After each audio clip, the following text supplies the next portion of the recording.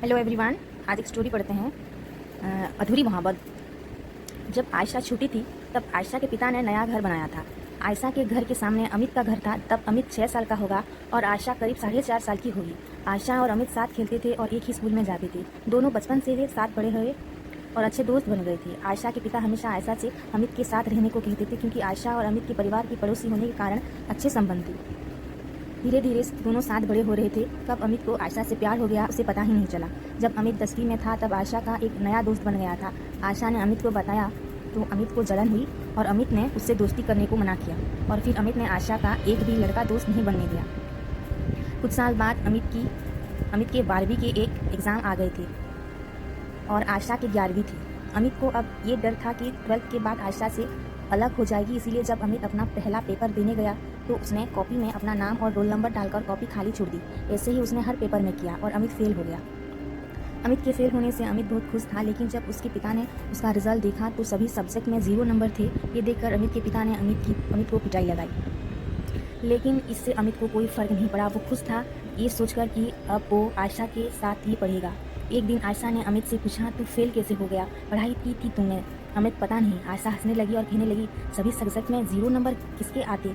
अमित आयशा को खुश देखकर खुद ही हंसने लगा। अमित ने अभी तक आयशा को नहीं बताया था कि वह उससे प्यार करता है। अमित को लगता था कि आयशा उसके इतने क्लोज है, इसीलिए वह भी उससे प्यार करती है। 2 महीने बाद स्कूल स्टार्ट हुए। अमित और आयशा स्कूल जाने निकले। तभी अमित के पिता गुस्से में बोले, अच्छा लग रहा है दोबारा उसी क्लास में आकर। आयशा ने अमित के पिता से कहा, अरे अंकल जी, आप उसे सुबह से डांट क्यों रहे हो? अमित के मम्मी पापा आयशा को अपनी बेटी जैसा मानते थे और उससे बेहद प्यार करते थे। अमित की माँ तो आयशा की माँ से कहती रहती थी, आयशा हमारी ही बहू बनेगी।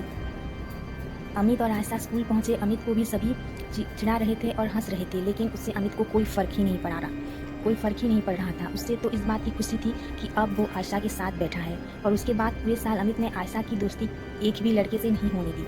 कोई लड़का उससे बात भी करता तो अमित को गुस्सा आ जाता था। कई बार तो इस चक्कर में अमित की लड़ाई भी हुई। एक साल में अमित के कई झगड़े तो हुए ही और कई टीचर से और अपने पेरेंट्स से पिटाई भी हुई।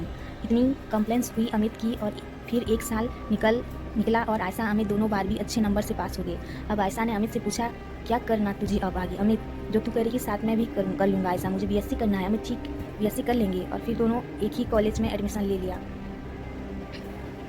अमित और आयशा कॉलेज जाने लगे। कुछ दिन बीते और वहाँ पर नए दोस्त मिले, मगर अमित को किसी दोस्त की ज़रूरत नहीं थी। वो आयशा के साथ खुश था, लेकिन आयशा ने नए दोस्त बनाए जिससे अमित को प्रॉब्लम्स हुई।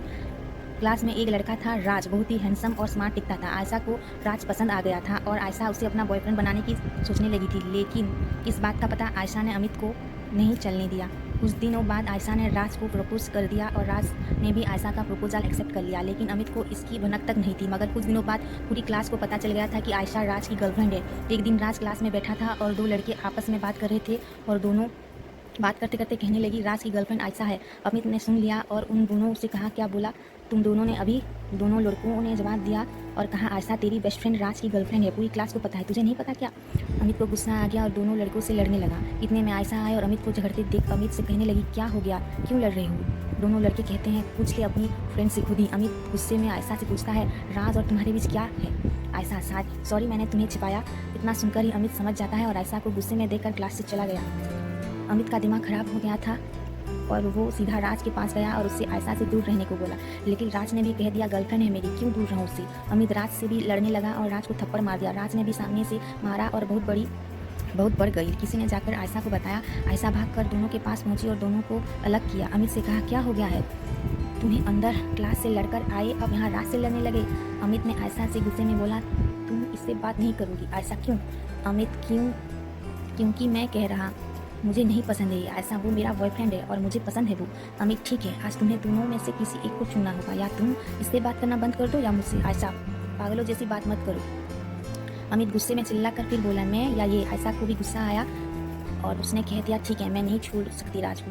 अमित का जो गुरूर था कि आयशा उसके लिए कुछ भी कर सकती है, वो गुरूर टूट गया था और साथ ही अमित का दिल भी। अमित वहाँ से चला गया और रास्ते में रोने लगा। अमित ने आयशा का नंबर डिलीट कर दिया और कॉलेज जाना बंद कर दिया। 2-3 दिन बाद आयशा अमित से मिलने उसके घर गई और अमित से बात करने की कोशिश की। अमित को सॉरी बोला, लेकिन अमित ने आयशा से ज़्यादा बात नहीं की। कुछ दिनों बाद अमित कॉलेज गया। आयशा ने वहाँ भी अमित से बात करने गई, लेकिन वहाँ भी अमित ने ठीक से बात नहीं की। धीरे धीरे अमित और आयशा दूर हो गए।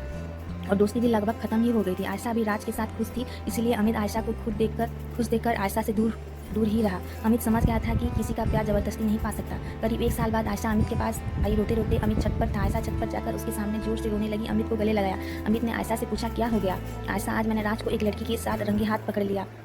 वो मुझे धोखा दे रहा। अमित, रो मत, कल बात करूंगा मैं उससे। आयशा, नहीं, रहने दो, मुझे नहीं करना उससे कोई बात। एक बार फिर अमित और आयशा की दोस्ती पहले जैसी होने लगी। आयशा राज से दूर रहने लगी। अमित को फिर लगने लगा था कि जब आयशा उससे मिल जाएगी, इसीलिए अमित देर ना करते हुए आयशा को प्रपोज करना सोचा और उससे एक लव लेटर लिखा और आयशा को देने पहुंचा। लेकिन अमित अपना लेटर आयशा को दे इससे पहले आयशा अमित से खुश होकर कहने लगी, राज आया था, उसने माफ़ी मांगी, रो रहा था और वो शादी करने को कहा। अमित ये सुनकर आयशा से कहने लगा, तुम खुश हो ना? अब आयशा, हाँ बहुत खुश हूँ। अमित आयशा को झूठी हंसी देखकर वहाँ से चला गया और घर जाकर रोने लगा। करीब 1 महीने बाद आयशा की सगाई होती है, लेकिन अमित उस दिन घर से चला जाता है। ट्रेन की पटरी किनारे बैठकर रोता रहता है और अपने दिल को समझाने की कोशिश करता है कि उसकी किस्मत में आयशा नहीं है। एक बार फिर अमित की मोहब्बत अधूरी मोहब्बत बनकर रह जाती है।